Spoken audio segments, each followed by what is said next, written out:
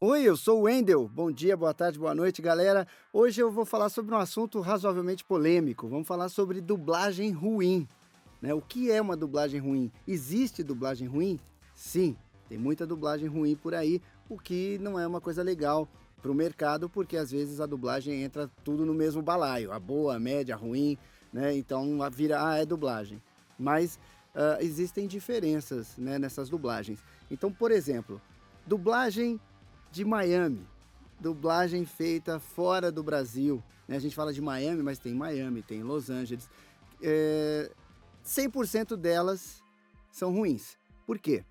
Porque não é feita por profissionais, né? São brasileiros que moram nos Estados Unidos. Então, às vezes, um é professor, o outro é engenheiro, o outro não tem nenhuma formação, simplesmente eles falam português. E aí, esses estúdios têm por hábito pegar pessoas. Ah, você é brasileiro? Fala português? Então vem cá, vou te ensinar um negócio. E aí, da noite para o dia, as pessoas começam a dublar, né, meio que tecnicamente, com algum mecanismo que facilita a pessoa começar a falar ou ter a medida do tempo das falas e tal, mas não é uma dublagem profissional. E tem vários e vários e vários exemplos desses que vocês já devem ter visto na TV, especialmente na TV a cabo, de uma dublagem péssima feita por brasileiros, mas que infelizmente não são capacitados e preparados para essa função, que é uma função específica do ator. Mesmo no mundo profissional, várias coisas contribuem para, de repente, fazer com que a dublagem fique ruim, né? Primeiro ponto, tradução. A tradução ela precisa ser boa de duas formas. Tanto com relação ao conteúdo, muitas vezes a gente pega erros de conteúdo, né? O personagem está falando uma coisa e foi traduzida outra. Outra coisa com relação à tradução que faz a diferença é uma tradução que tem a preocupação com a métrica, com o tamanho das falas, com o lip sync, porque a dublagem ela não é só uma tradução pura e simples, você tem que adaptar ao gestual do ator, ao movimento labial do ator. E dublagem, como eu costumo dizer no dia a dia do trabalho, é precisão, não é chute. Você tem que saber o que está fazendo, como está fazendo, por que está fazendo, e isso faz toda a diferença para uma boa dublagem e uma dublagem ruim. Outro fator muito importante que pode prejudicar a dublagem é a escalação dos atores, né? Então, você tem que escolher uma voz que se adeque à idade, ao perfil físico, à aparência daquele ator, daquele personagem. E isso faz muita diferença. Você já com certeza já viu vários filmes onde uma voz não tinha nada a ver com aquele personagem. E tem gente que nasce mal dublada.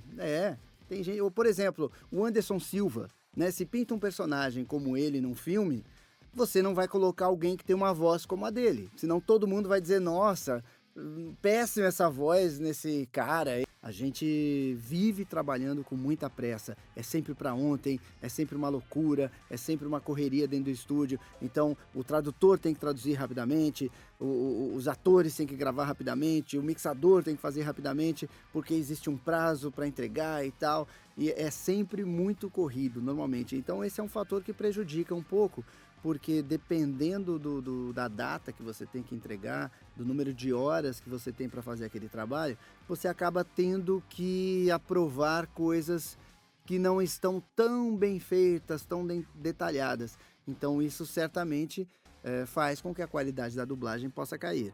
O microfone tem que ser um bom microfone, o cabo do microfone tem que ser bom, a imagem, a tela tem que ser boa, o técnico de captação, que é o cara que é responsável pela gravação, pela imagem e tal, ele tem que ser um cara que entende de áudio, que tenha conhecimento técnico, que conheça de computador e conheça os programas que são usados para gravação, para captação de áudio, para que ele possa extrair o melhor possível daquele produto que está sendo gravado. Outra coisa que prejudica, ainda na parte técnica, mas falando de pessoas, é a mixagem. A mixagem é um dos elementos mais importantes da dublagem porque ela finaliza tudo aquilo.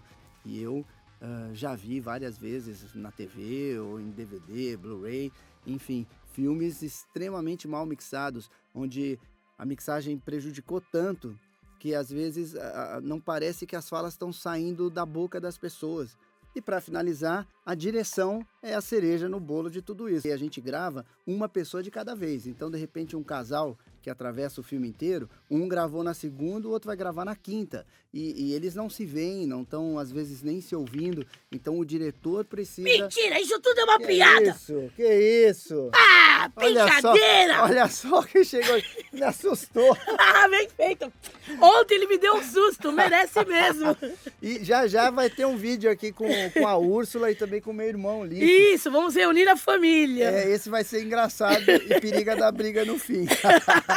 Mas a Úrsula também ela é diretora de dublagem. E ela sabe muito bem da importância do diretor para um filme, que é Sim. ele que escolhe as vozes, é ele que adapta o filme. E uma direção pode acabar com o filme, derrubar o verdade. filme inteiro, não é? É verdade. E você como diretora?